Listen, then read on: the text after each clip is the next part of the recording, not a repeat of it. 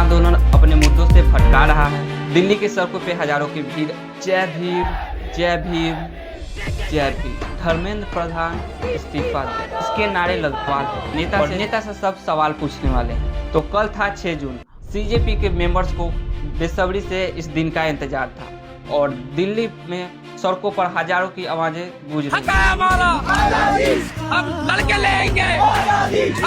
कुछ लोगों के हाथ में पोस्टर थे और कुछ के चेहरे पे गुस्सा था और कुछ लोगों के मन में निराशा भी। लेकिन लगभग हर किसी के पास एक सवाल था और ये जायज भी है, क्योंकि छात्र मेहनत करते हैं, सालों तक तैयारी करते हैं। अगर सिस्टम ही उनका भरोसा तोड़ दे तो उनका भविष्य कौन बचाएगा?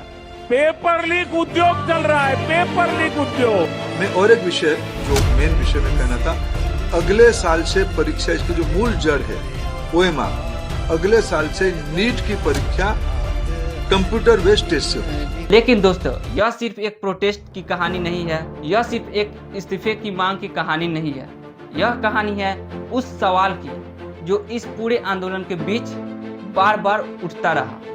क्या यह आंदोलन सिर्फ छात्रों के लिए था या फिर इसके अंदर कुछ और भी चल रहा था? आज मैं आपको वही दिखाऊंगा जो कैमरे में रिकॉर्ड हुआ। कोई एजेंडा नहीं, कोई फैसला नहीं, फैसला सिर्फ आपका होगा। तो दोस्तों, मेरा नाम है रोहित कुमार और आप मुझे पावर इंडिया पे हमेशा देखते हैं और ऐसे ही लेटेस्ट अपडेट के लिए फॉलो और सब्सक्राइब जरूर करें। तो स्टार्ट करते हैं। मेरा सवाल जरा लोडेड है। ज़्यादा बात ना करते हुए हम इस वीडियो को स्टार्ट करते हैं। हम इसे आपको चैप्टर वाइज में समझाएंगे। चैप्टर 1, आखिर लोग सड़क पे क्यों उतरे? हर आंदोलन की शुरुआत किसी कारण से होती है और इस आंदोलन का कारण था भरोसे का संकट।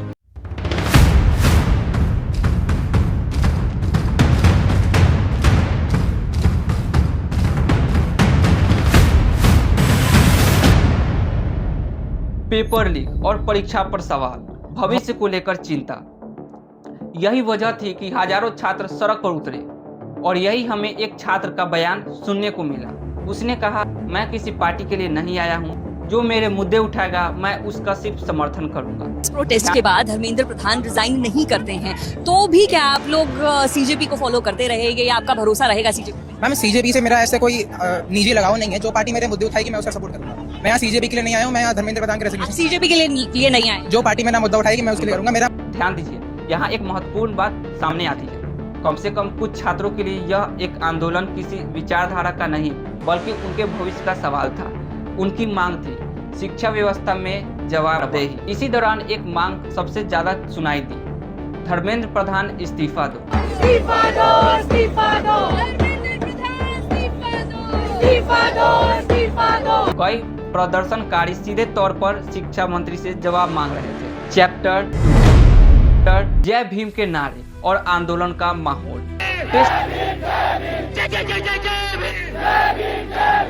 टेस्ट स्थल पर लगातार जय भीम के नारे सुनाई दे रहे थे। भीड़ में अलग अलग पृष्ठभूमि के छात्र मौजूद थे। कुछ सामाजिक न्याय की बात कर रहे थे और कुछ शिक्षा की सुधार। तो मैं जानता हूँ, मैं यहाँ पर प्रोटेस्ट में इसलिए हूँ क्योंकि मेरा भाई 2 साल से नीट की तैयारी कर रहा है। आज 2 साल से उसके पेपर लीक हो रहा है ना।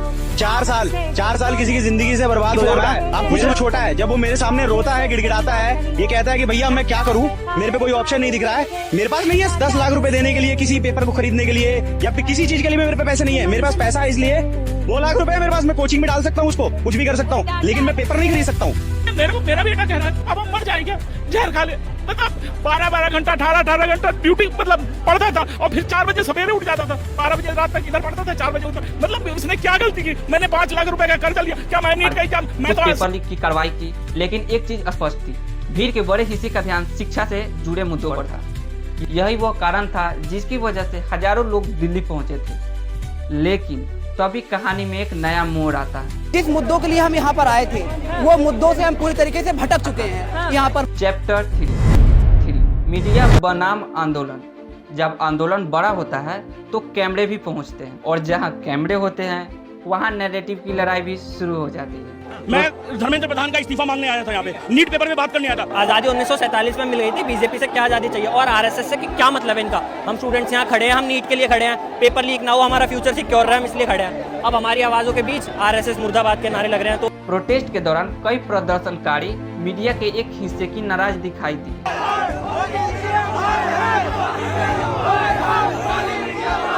लेकिन यहाँ एक सवाल पैदा होता है, अगर कोई पत्रकार सवाल पूछ रहा है तो क्या सवाल का जवाब देना चाहिए या पत्रकार को कोई मुद्दा बना देना चाहिए? उमर खालिद के ऊपर क्या कहना आपका?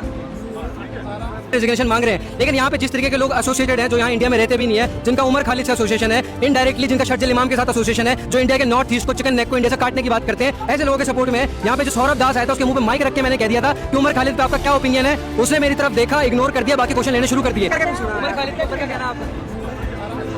क्योंकि लोकतंत्र में सवालों का जवाब सवाल पूछने वाले को देखकर नहीं, तर्क देकर दिया जाता है, और यहीं से बहस गहरी होने लगी। चैप्टर 4 वो सवाल जिसने बहस बदल। प्रोटेस्ट के दौरान कुछ लोगों से ऐसे सवाल पूछे गए जिन्होंने पूरा माहौल को बदल दिया। कुछ वीडियो में दिखाई देता है कि सवाल पूछे जाने के बाद सीधा जवाब नहीं दिया गया। उमर खालिद पे जो चार्जेस हैं, हाँ, वो ये है कि एक तो उन्होंने एक स्पीच दी थी, हाँ, जिसमें उन्होंने गांधी जी को कोट किया था, हाँ, ठीक है, एक वो किसी व्हाट्सएप ग्रुप में थे। अभी तक जो हमें पता है ये है। नहीं, 50 से ज्यादा लोग मरे। आलोचकों ने कहा अगर सवाल गलत है तो उसका जवाब देकर गलत साबित करो, अगर सवाल सही है तो उसका जवाब देना भी जरूरी है, लेकिन जवाब नहीं मिलता है तो सवाल और बड़े हो जाते। और चैप्टर 5 क्या आंदोलन का फोकस बदल रहा था? अब यहाँ सबसे बड़ा सवाल पैदा होता है जब हजारों छात्र शिक्षा व्यवस्था को लेकर खड़े होते हैं, जब लोग पेपर लीक पर कार्रवाई की मांग करते हैं, जब इस्तीफे की मांग हो रही है, तो क्या आंदोलन का पूरा फोकस इन्हीं मुद्दों पर होना चाहिए या फिर दूसरे राजनीतिक और वैचारिक मुद्दों की? कुछ प्रदर्शनकारी का कहना था हमारा मुद्दा शिक्षा है, हमारा मुद्दा रोजगार है और हमारा मुद्दा भविष्य है, जो कि सही भी है। जो इन मुद्दों को उठाएगा हम उनका समर्थन करेंगे। हम स्टूडेंट्स यहाँ खड़े हैं, हम नीट के लिए खड़े हैं, पेपर लीक ना हो, हमारा फ्यूचर सिक्योर रहे, हम इसलिए खड़े हैं। अब हमारी आवाज़ों के बीच आरएसएस मुर्दाबाद के नारे लग रहे हैं, तो फिर ये हमारे को सामने रख के ये अपनी रोटियां सेकी जा रही हैं और कुछ नहीं। लेकिन अगर मूल मुद्दे पीछे छूट जाए तो फिर आंदोलन कमजोर हो। चैप्टर 6 सबसे बड़ी समस्या। भारत में लाखों छात्र प्रतियोगी परीक्षाओं की तैयारी करते हैं, वर्षों की मेहनत और परिवार की उम्मीदें, आर्थिक संघर्ष, और फिर जब पेपर लीक जैसी घटनाएं सामने आती है तो सिर्फ एक परीक्षा नहीं टूटती, भरोसा टूटता। इसलिए यह आंदोलन सिर्फ एक राजनीतिक बहस नहीं था, यह उन युवाओं की चिंता थी जो अपने भविष्य को सुरक्षित देखना चाहते। चैप्टर 7 अब सबसे जरूरी सवाल, समाधान क्या है? परीक्षा प्रणाली को पारदर्शिता। दूसरा, पेपर लीक मामलों की तेजी से जांच। तीसरा, जवाबदेही तय हो। चौथा, छात्रों के साथ नियमित संवाद। और पांचवा, आंदोलन का फोकस छात्रों की समस्याओं पर बना रहे, क्योंकि जिस दिन छात्र अपने मुद्दे से दूर हो गए सबसे बड़ा नुकसान छात्रों का ही हो। अब फैसला आपका है, क्या यह आंदोलन सही दिशा में जा रहा है? क्या छात्रों की आवाज़ सुनी जा रही है? क्या जवाबदेही तय होनी चाहिए? और सबसे महत्वपूर्ण सवाल, क्या छात्र आंदोलनों का केंद्र सिर्फ छात्रों के मुद्दे से होना चाहिए? कमेंट में अपनी राय जरूर लिखिए। अगर आपको लगता है कि शिक्षा, रोजगार और युवाओं के मुद्दों पर गंभीर चर्चा होनी चाहिए, सवाल अभी खत्म नहीं हुए और शायद यही सवाल आने वाले भारत का भविष्य। आपका इस पे क्या विचार है? अपना राय कमेंट में जरूर करें। Support Umar Khalid. I support Umar Khalid, yes.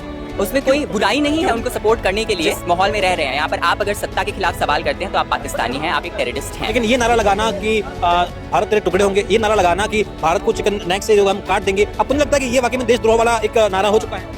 ये देशद्रोह का नारा हो सकता है। चिकन नेक क्या है? आपको पता है चिकन नेक क्या है? मुझे चिकन नेक के बारे में नहीं पता। चिकन नेक के बारे में कोई आइडिया नहीं। उमर खालिद ने भारत से चिकन नेक को अलग करने की बात कही गई थी। आप लोगों को आइडिया भी नहीं है कि चिकन नेक है क्या? लेकिन मैं लग रहा है कि किसी मुर्गी की गर्दन है जिसे काट के खाने की बात कही। जम्मू कश्मीर नो, नहीं, it's okay not okay actually, क्योंकि जो उमर खालिद का जो बयान था उसके बाद में भारत माता मुर्दाबाद के नारे लगाए जा रहे हैं, भारत माता के लिए गलत बोला जा रहा है। नीट का पेपर लीक हुआ, तुम उससे बात करो। उमर खालिद के सारे सपोर्टर हैं भैया, ये देखिए अभी हमें पकड़ के ले जा रहे हैं। जो भारत माता मुर्दाबाद बोल रहे हैं, जो आरएसएस मुर्दाबाद बोल रहे हैं, जो बीजेपी मुर्दाबाद बोल रहे हैं, उनकी बात ठीक है। तुम्हारी भारत माता ने तुम्हारा क्या बिगाड़ा है? हमारा बेटा 2 साल से तैयारी कर रहा था, तो इस बार उसने तैयारी किया, हमने पैसे उसके पीछे कर्जा लेके भी लगाया। हमारा साला भी है, उसने भी अपनी जमीन को मतलब गिरवी रख के पैसा लिया, और आज ये नीट का पेपर लीक हो गया तो दोनों के घरों में बड़ा मतलब दिमाग में टेंशन है। मेरा बेटा मेरे को कहने लगा पापा कहाँ से कर कर्जा तो दे देंगे, कर्जे की बात नहीं है। अब वो मरने के लिए मतलब उसके दिमाग में 12-12 घंटा पड़ता था, उनका सवेरे 4 बजे जग जाता था। क्या हालत होगी बताइए। मेरे साथ ऐसा हुआ और बच्चे लोगों के साथ क्या हुआ।